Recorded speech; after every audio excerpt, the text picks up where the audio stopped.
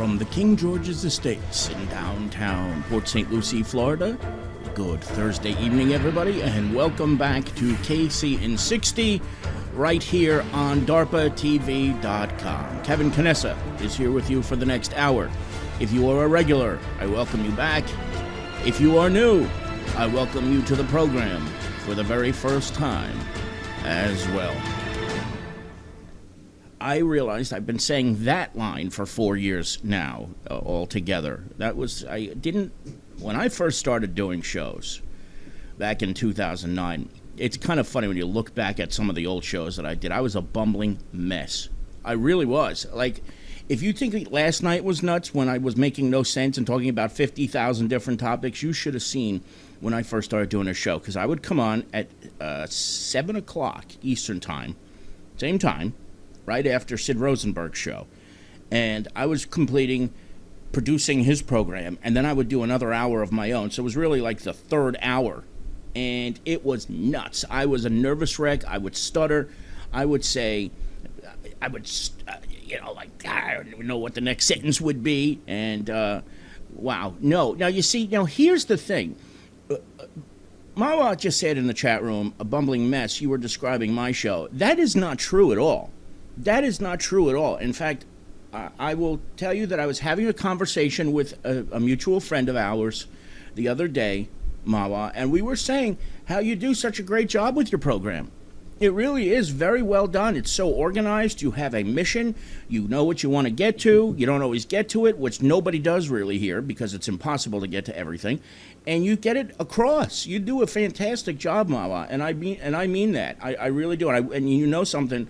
You know, you and I have had our differences over the years politically, but I know that you're a wonderful woman, and you do a great job on this network. I love when you do a show. I was very disappointed last week when you didn't. And between your audio, your lighting, you're doing a fantastic job, and I just hope you continue to do it because it's great to be on the same network as you, Mawa, truly. And I haven't forgotten your kindness.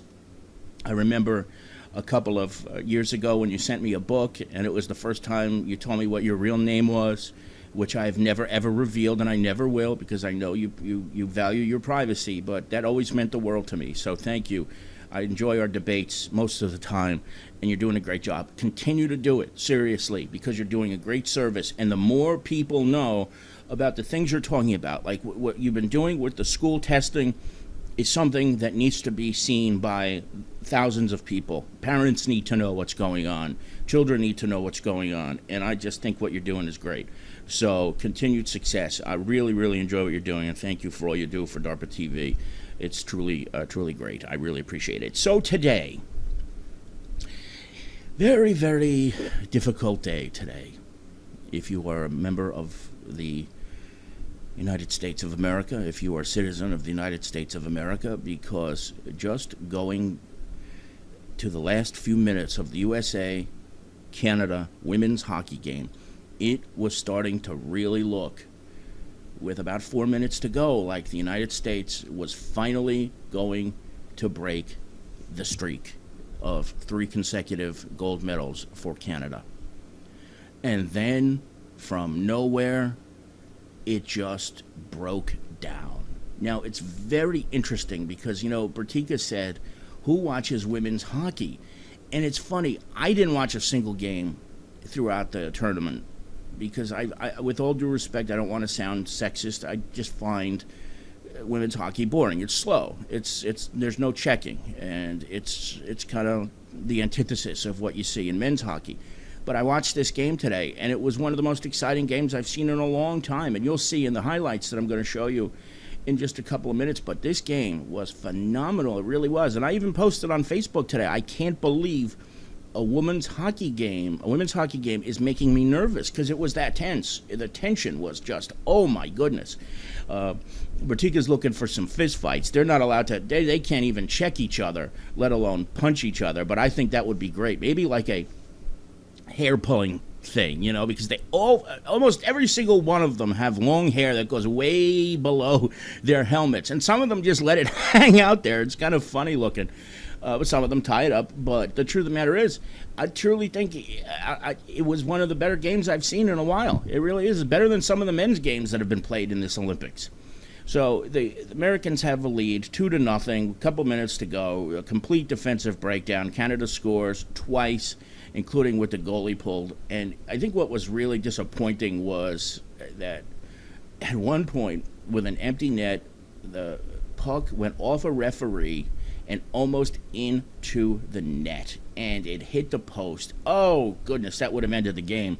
But unfortunately for the Americans, it didn't go in. And I think, in a sense, since it went off the referee, and I'll talk about this a little bit later, it's a good thing it didn't go in, because if it had, it would have been a real controversial moment. You know, there would be a lot of people who continue to say, oh, that was a cheap way for the Americans to win. So, in a sense, I'm kind of glad it didn't go in, but we'll see. I'll show you the highlights in just a minute. Just a couple of things in the chat room. Breaking news, Francesa will be on Fox Sports 1 soon, which makes me think he finally announced it. Neil Best had that in Newsday a couple of weeks ago, and I guess it is coming to fruition. Kind of ironic, because Yes is owned partly by Fox, and yet he's going to Fox Sports 1. I don't understand why that, of all channels, not too many people get it, but we'll see.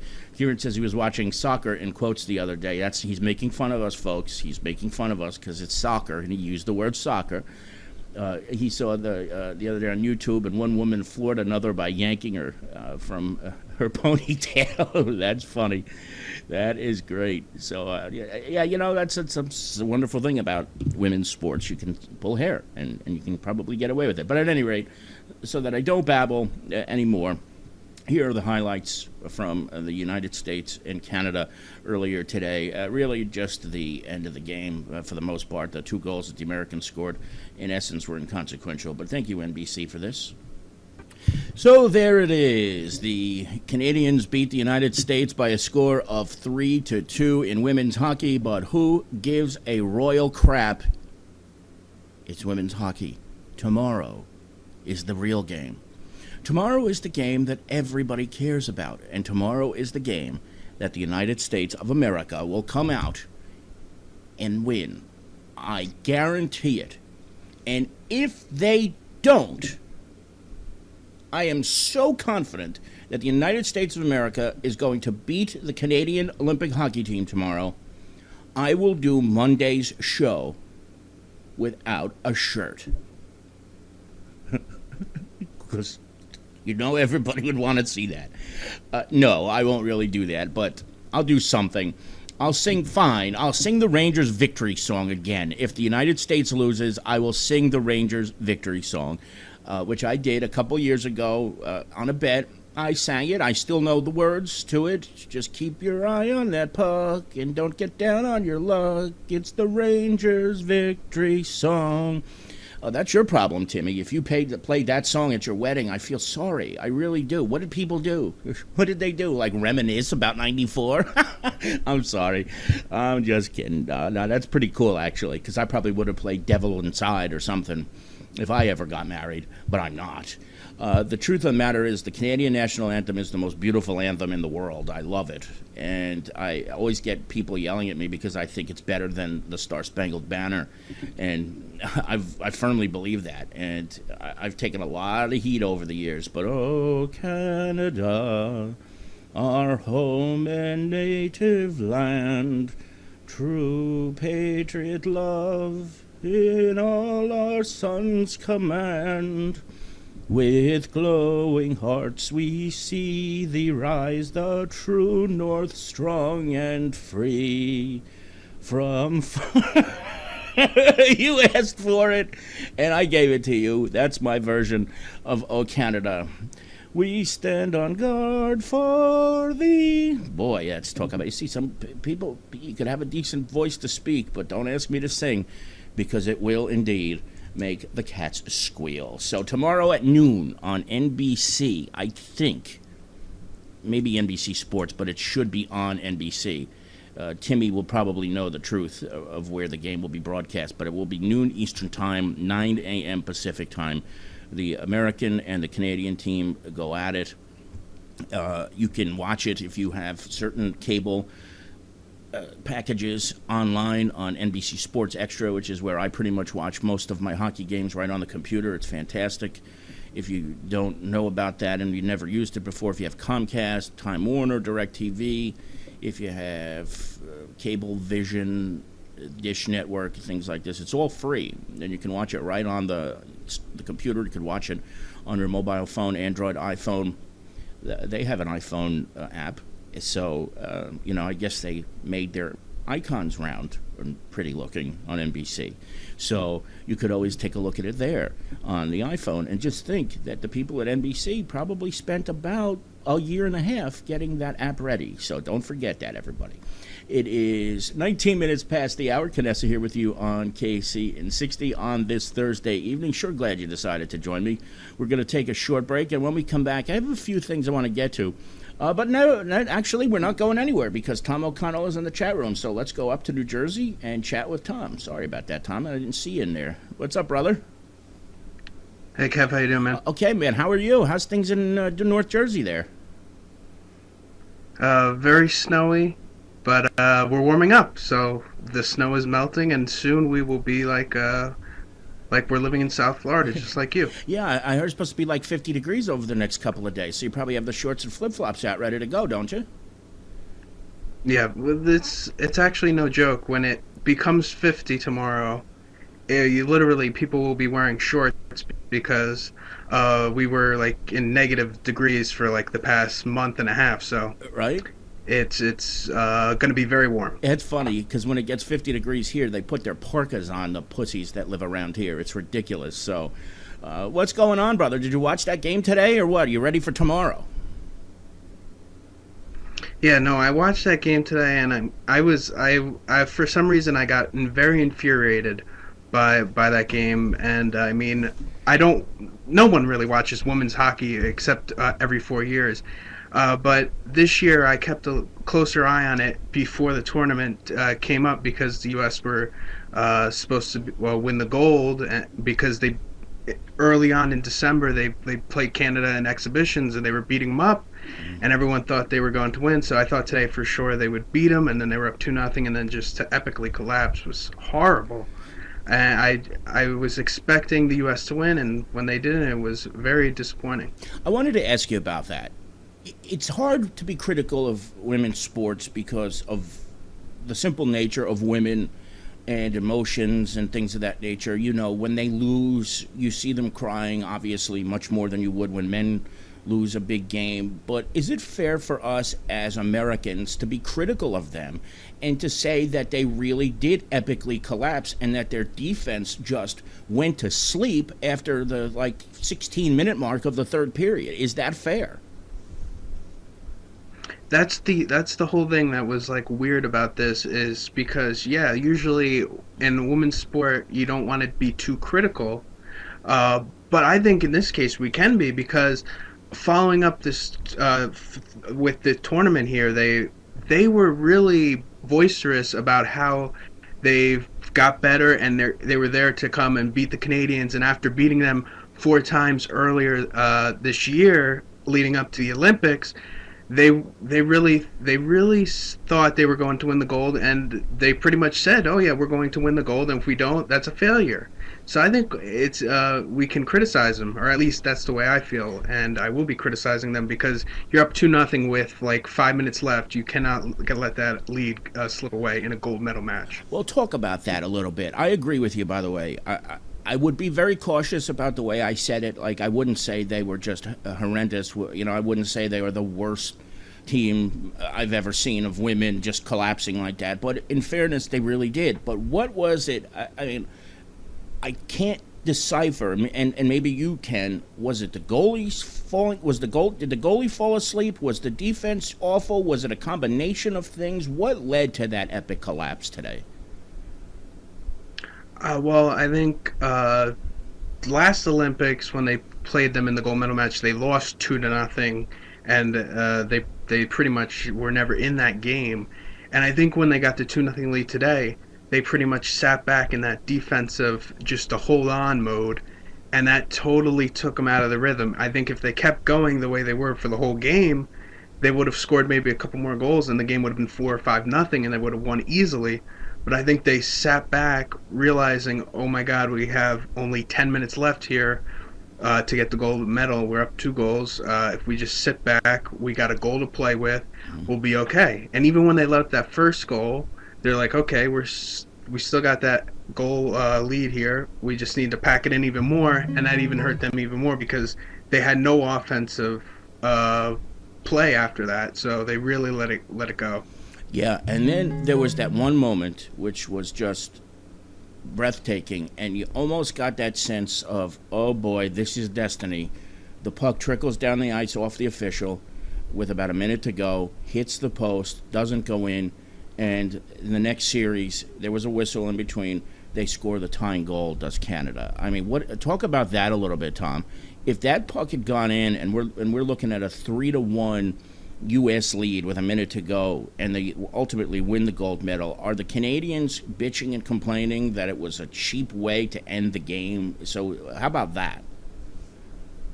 Well, I mean, it seems like every Olympics, the Canadians in any sport really complain about anything that happens if it doesn't go their way. So I wouldn't be surprised. But I mean, that would just be a bounce of the puck.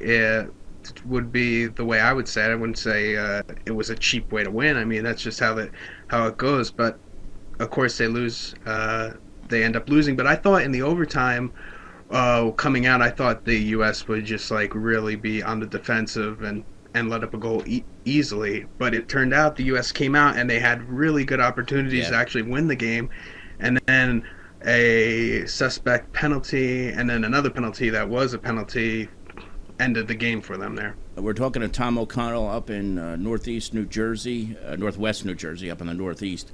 And Tom, the penalty that you mentioned and Timmy just mentioned in the chat room too, looked like the last one could have been a penalty shot, and the official didn't call it. Should a penalty shot have been called there? Was that the right thing to do, to not call it? And do you, Tom O'Connell, now wish that it had been a penalty shot because maybe the game goes on after that and it's not a 5-on-3?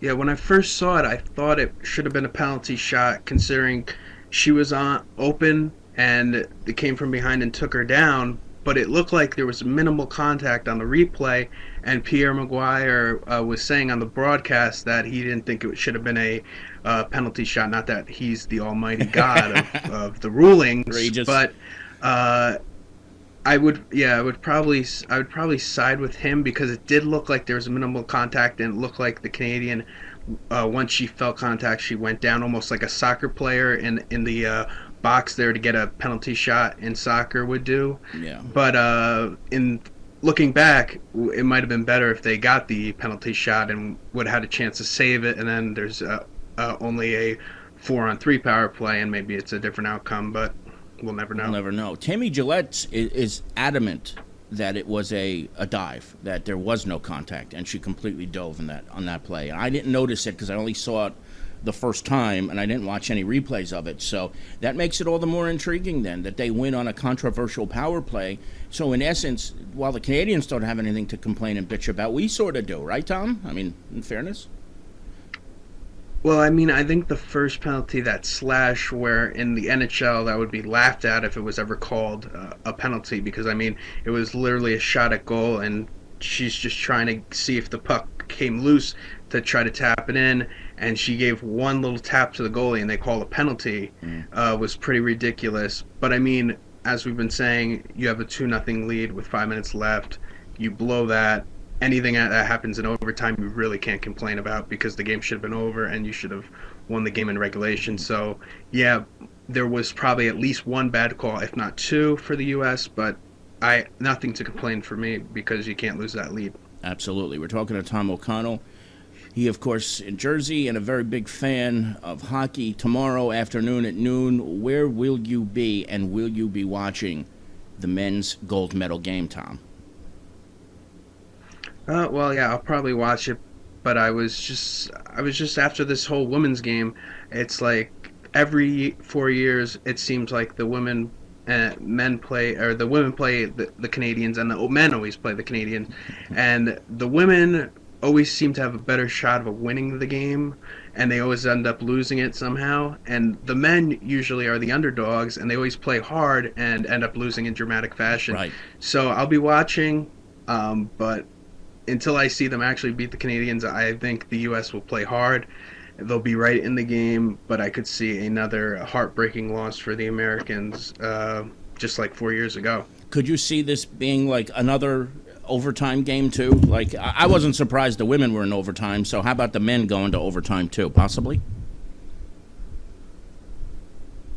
Yeah, no, I definitely could see this game going to overtime. We could have a shootout. I mean, there could be crazy things going on. I think the teams, the way they're playing, I think the Canadians have more talent on their team, but I think the U.S. are playing harder. So I think it's pretty much an even game. So I mean, it's just going to be one play that changes the game tomorrow. That's for sure. I kind of think of this matchup like the 1995 Devils and the 1995 Detroit Red Wings. Everybody picked the Red Wings to win, and the Devils were just riding an amazing streak of momentum with phenomenal chemistry. Does that translate in Olympic hockey play? So, in other words, because the U.S. beat Russia and have had a pretty good tournament, and they have a chip on their shoulder from 2010, can that be a motivating factor come tomorrow at 12 o'clock when they play Canada, that these are the guys who knocked us out last year, we want to get some kind of revenge here? Yeah, I think the revenge factor is the biggest part of the whole game. I mean, if the U.S. are really pissed about 4 years ago, that might be the extra motivation that they need. But as you said, the U.S. beat the Russians, and the Russians get knocked out even before the semifinals. So we don't even know how good the Russians actually were. And we played them pretty much to a standstill in that game. It came down to 8 rounds in a shootout. Yeah. So I think Canada is much better than the Russians, as it turns out to be. So, but as I said, the Canadians have been not playing as well as their talent has. So I mean, anything can happen. But if I had to predict it, I think the Canadians will win in a one-goal game, close game, and they'll win. And hopefully the Americans can win the bronze. Yeah, Tom, do you have a couple more minutes that we could go over a couple other things? Or? Yeah. What do you think of this rule in the shootout, which I didn't know about? They play 20 minutes, and then that rule where after the third inning, you can put anybody out there that you want. In the NHL, you have to go with players who didn't go in the shootout, and you can only repeat if you go through every single player on your roster. So what do you think about that rule where you could put anybody out there? Yeah, I think it's a little strange, especially if this happens in a semifinal game, like if this happens tomorrow in one of the games, or if it happens in the gold medal game. I don't like that rule, but like how it happened with the Russians and the U.S. in just a pool play game, I don't really have a problem with it. But if it happens tomorrow, that will probably be a little bit of a problem, even though it probably would have favored the Americans, since Oshie is the go-to penalty shootout guy, and I don't know if the Canadians have that sort of guy to go up against the Americans.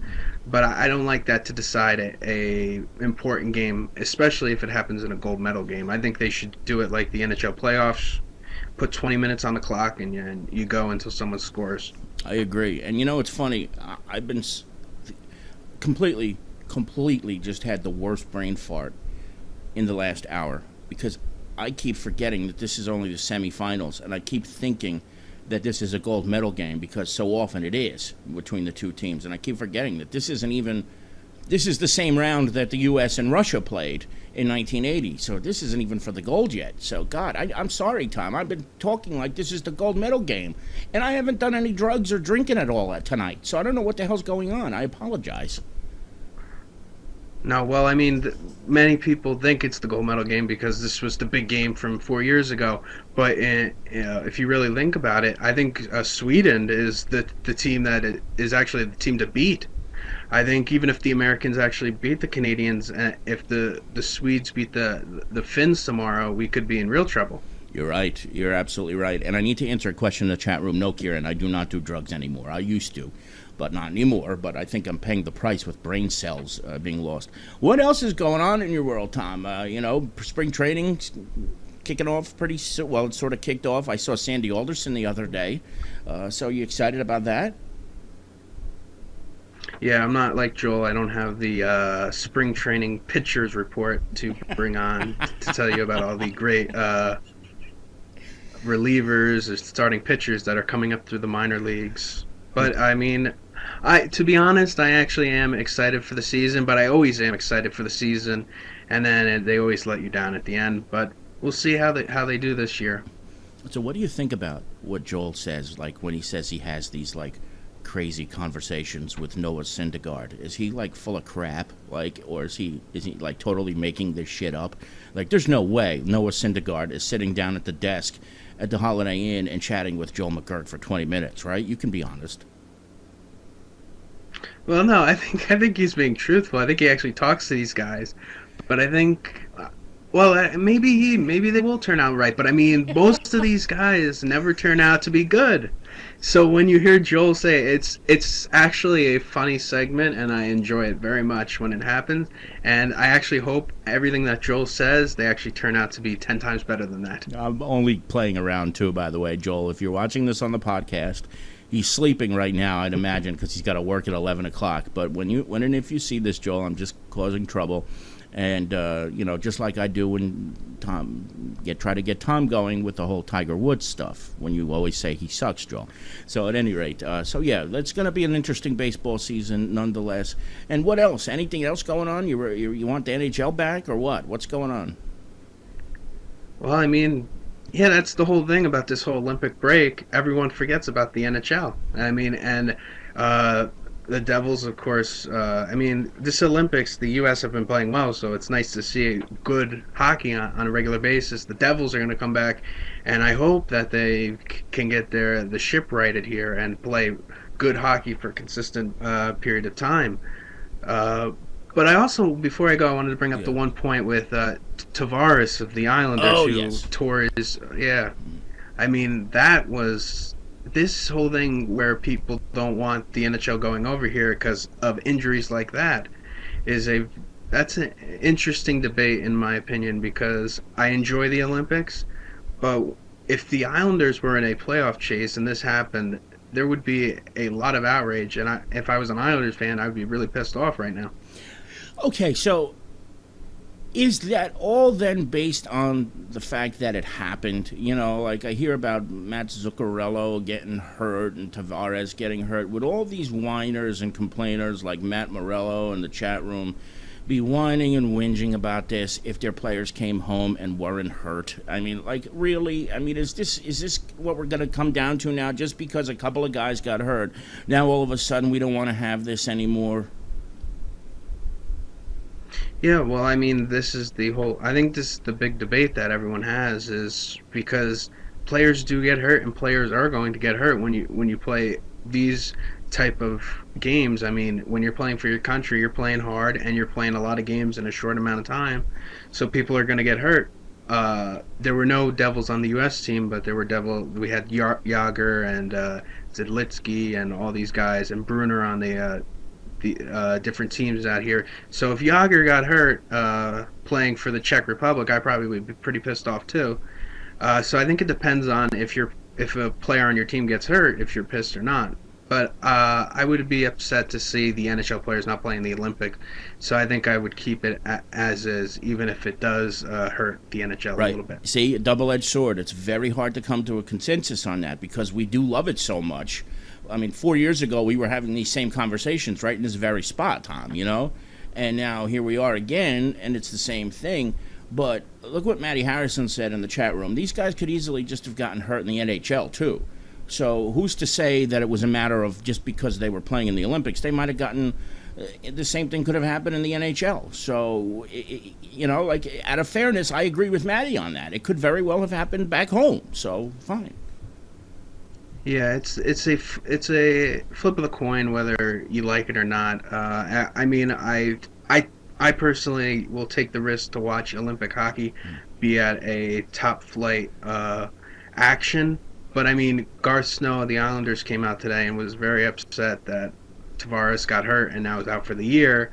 But as people were pointing out, Oposo that he did miss making the U.S. team, and Garth Snow was pissed that he wasn't named to the U.S. team. So in the Right. beginning of the tournament, he's pissed one of his players wasn't selected. Now his best player gets hurt, and now he's pissed that he was selected. So he really is contradicting himself. He has to pick which side he's going to be on.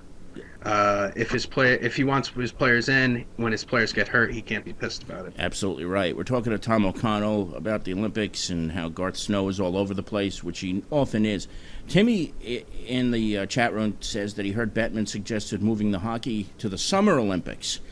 Now, I know that sounds bizarre, playing a game on ice in the summer, but I would absolutely feel fine if they said that the NHL would allow the players to go if the hockey was a summer Olympic game. How about that?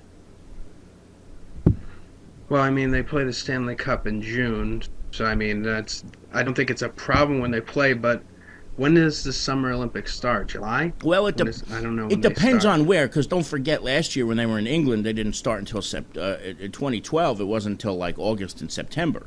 So it depends on where and what season they're in. So Yeah. So, I mean, I don't think it's a horrible idea. It depends when it starts because, I mean, if it's like you have the Stanley Cup playoffs and then 2 weeks later you're sending them back out there to play some more hockey, and then once they're done with that, they have a even shorter off season, that might not be the best. But, I mean, that's not a horrible idea. I also saw Gary Bettman was talking about bringing back the World Cup of hockey, which I've never seen before, and it was I'm sure great. you've seen it Yeah, before. it was great.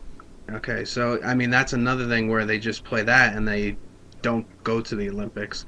I've never, as I said, I've never seen that played, but I mean it sounds just like the Olympics, just not in the Olympics. So that might be a better alternative, but these Russians, Canadians, and different teams, they really love playing for their country, so they might not want to give up the Olympics, even if Bettman does make this World Cup of hockey come back. I hope he does. It's a great point that you brought that up. It used to first it was called the Canada Cup, then they called it the World Cup of Hockey, and '87 was just absurd because it was still communist Russia. And the Soviet USSR, and then in '96 it was incredible. You had guys like Brian Leach and, as Timmy just said in there, Tony Amonte, and it was just phenomenal. It was played in August, so it was just before training camp. So basically, what it was they got 2 extra weeks of training camp and in game form. So it was actually a pretty wise setup the way they did it. So basically, they started off. Some guys did a little bit early, so who knows? We'll see what happens. I hope they do bring it back, though. Anything else, Tom? We've covered the gamut here. Yeah, no, I think I got everything I needed to talk about. I mean, Beautiful. I didn't think I was going to be that outraged that I had to call you up for women's hockey, but that shows that game was fantastic, and in 4 years from now, I'll call you up about this game again because the Canadians and U.S. will probably be in it again. Exactly. Tom, it's always an honor and a privilege to have you on the air with me. Thank you so much for taking the time to make the call, and I hope to talk to you again soon, brother. All right, Kev, thanks for having me on. All right, Tommy, talk to you later. There he is, our good friend Tom O'Connell. He's in Roxbury, New Jersey, or the Roxbury, New Jersey area, close to where Mawa lives, even though I think Roxbury's Morris County, if I'm not mistaken. But Tom is a loyal guy. He's been with us since 2009, since the very beginning. Always a pleasure. Keith is here. Keith Smolin, the one and only Keith Smolin, the man who has the single greatest collection of WFAN clips from like 100 years ago. Always a pleasure, Keith. Thank you. We got to hook up so we can get on each other's shows and do some cross-promotion here, buddy. So thanks for popping by. It's 42 past the hour. Canessa here with you on KC in 60. I had mentioned before I was going to take a break before Tom popped into the queue. Of course, if you want to do that too and come on the air and discuss anything, just hit the lips, test your camera, test your microphone, and put on some headphones, and you can come right on the air just the way Tom did. That is what separates DARPA TV from any other broadcasting platform. We have this incredible ability to bring you on the air with us. So give it a shot if you want to come on board, and we'll talk about whatever it is you want. But we'll take this break, and when we come back, plenty more to get to in the last segment. You're watching KC in 60 on DARPA TV. Do not go away.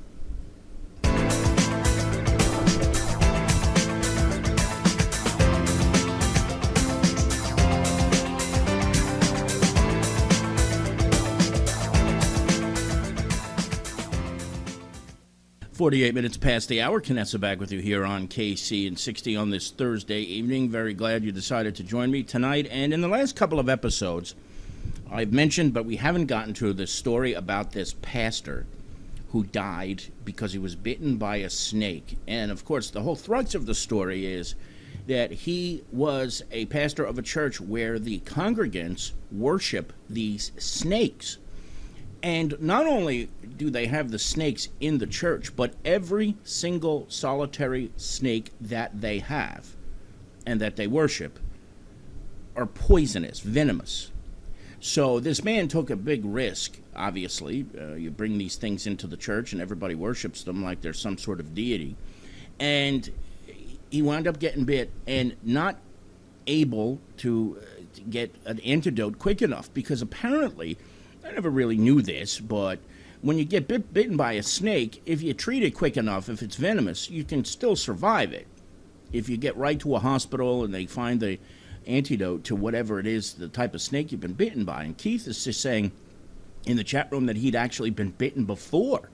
So this is a really bizarre story, and perhaps even more bizarre is that the pastor's son will continue the ministry.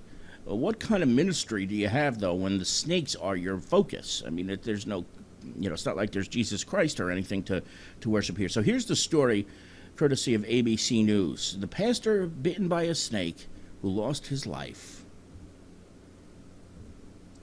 Next here tonight, the death of a famous preacher whose faith centered on a passage in the Bible promising protection from snakes. A rattlesnake took his life. And we've been reporting on this church for a long time. So now we're going to show you some images from behind closed doors. Here's ABC's Steve Osensami. Pastor Jamie Coots was always ready to meet Jesus, and the bite that killed him happened at church with his son and family watching. The snake that bit him, we've been carrying it to church now for about 4 months. He always told me, you get bit, you either die at home or God brings you through. The preacher himself walked us through his world last year, where believers speak in tongues. To many outsiders, it doesn't make sense, using poisonous snakes to worship God. That's the singing of a rattlesnake. These Pentecostal families and their hit reality series, Snake Salvation, from National Geographic. There are more than 100 of these small churches across Appalachia, all fighting with state and local authorities. Their pastors arrested for breaking the law, using deadly snakes in worship. The snake is nothing more than that to me. It's just a tool that, is used in the Bible. A verse from the book of Mark defines their faith. They shall take up serpents, and if they drink any deadly thing, it shall not hurt them, and they shall lay hands on the sick, and they shall recover. True believers like Coots refuse treatment when the snakes bite. For the pastor, that was at least 8 times. We got the call to come back that he had passed away. Doctors say bite victims must always survive when they get medical help immediately. Steve Osensami, ABC News, Atlanta. And Coots' son will take over the church and will still use snakes. They're still going to use snakes to worship Jesus Christ. That's what they're going to do, I tell you. They're going to worship the Lord through a snake. Folks, for most of us, these people live in the same country as we do.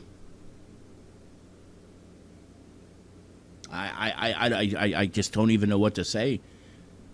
And what is perhaps even more bizarre about this story is, as they mentioned in the news report, there are hundreds of churches like this in Appalachia. So there are thousands of people who believe in this type of worship. I mean, come on. I used to laugh when the priest would hold up the chalice and sing through him, with him, in him. And, these people are holding up snakes and praising the Lord. Really? Really?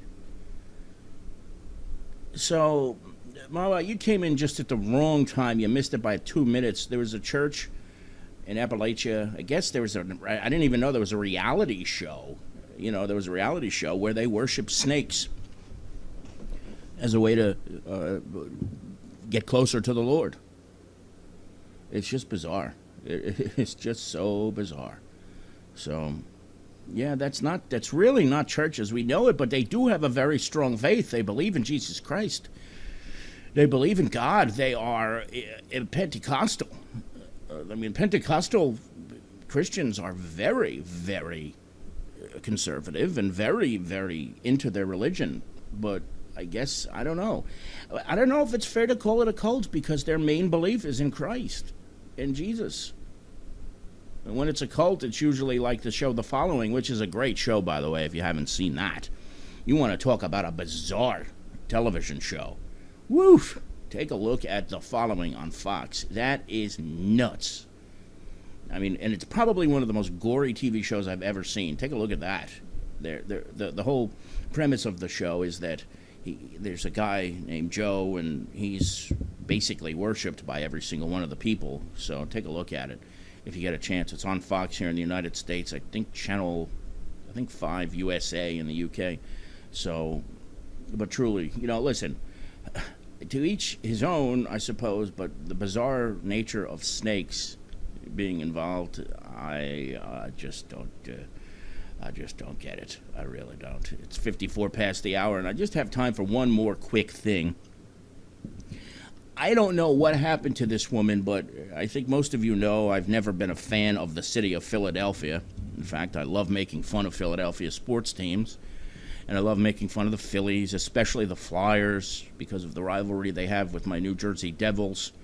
And the Eagles and Philadelphia 76ers, of course, are inconsequential most of the time.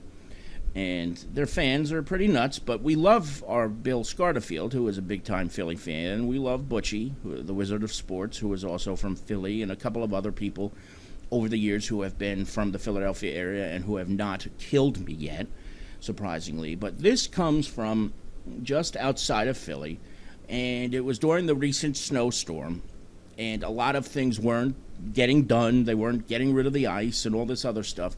And this reporter for Fox 29 WTXF in Philly completely lost it on the air.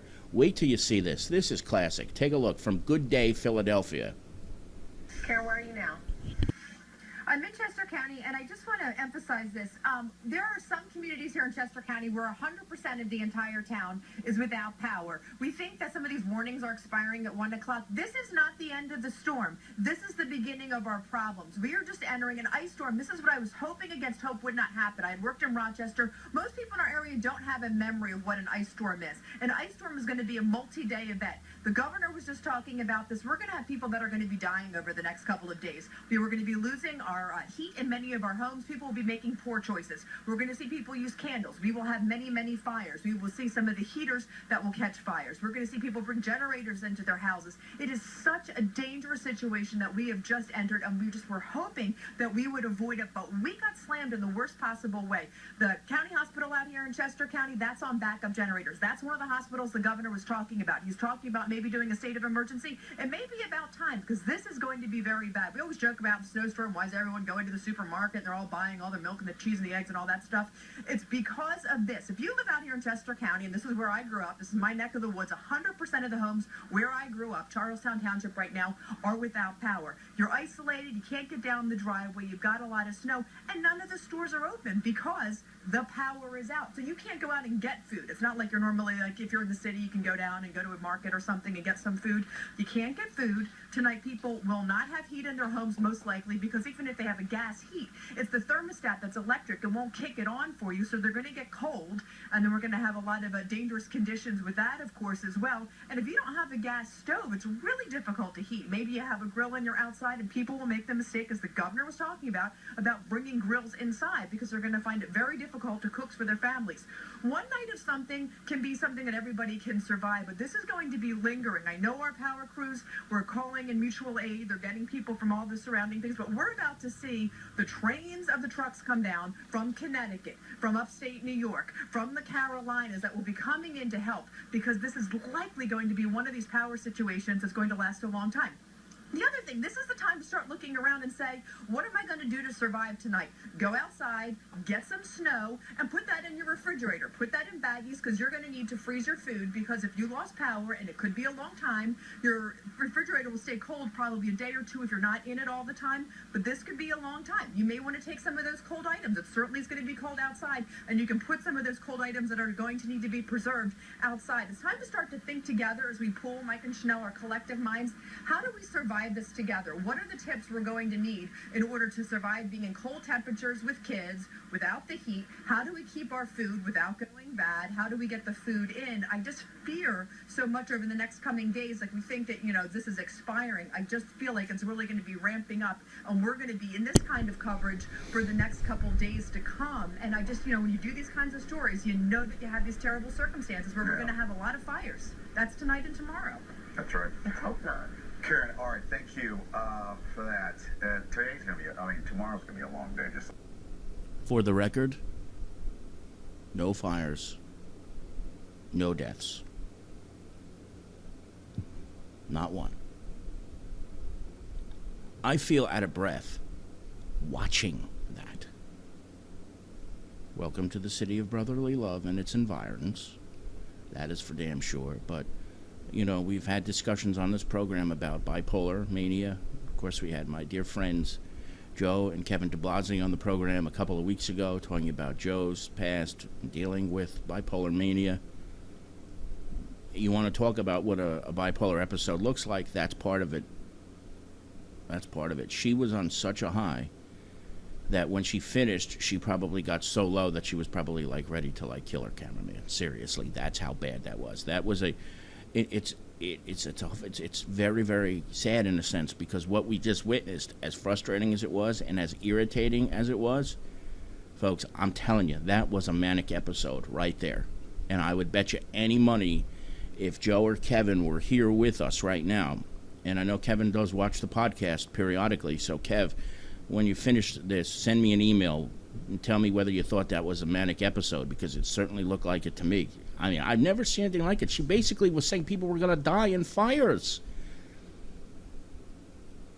Whew. Philadelphia. Whoa. It's 8 o'clock, and believe it or not, that is going to do it for this week on KC and 60. I want to thank each and every one of you for logging on tonight. Always good to see you, Keith, and everybody else who is here tonight. The regulars, some of our new regulars, especially our buddy Kieran, who has been a new regular to the program. Thank you so much. I'll be back on Monday at 7 o'clock Eastern Time or midnight your time out in the United Kingdom for another episode of KC and 60. But there is a possibility, depending on whether the U.S. wins the hockey game tomorrow, that I might do a special episode of KC and 60 tomorrow, just on the Olympic hockey stuff. So just keep a look on Facebook. If the U.S. wins, I'll do the show. And I'm not going to lie. If they lose, I'm not doing the show. So I don't want to, I couldn't sit here, I don't think, and do a post-game show after they lose. So I am a real sore loser. I'm going to admit it. So do check Facebook for time and schedule. But with that question, we'll be back Monday.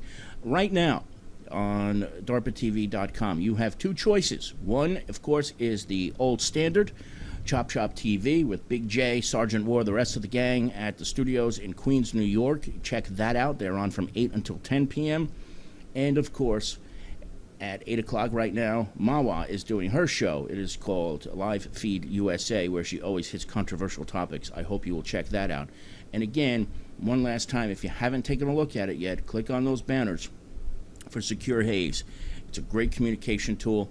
It's the safest you'll find in the world, and it's very, very affordable. I hope you will check it out tonight if you haven't yet. So from Port St. Lucie, Florida, this is Kevin Canessa signing off for now, and we hope to see you back here again very, very soon. Good night, everybody.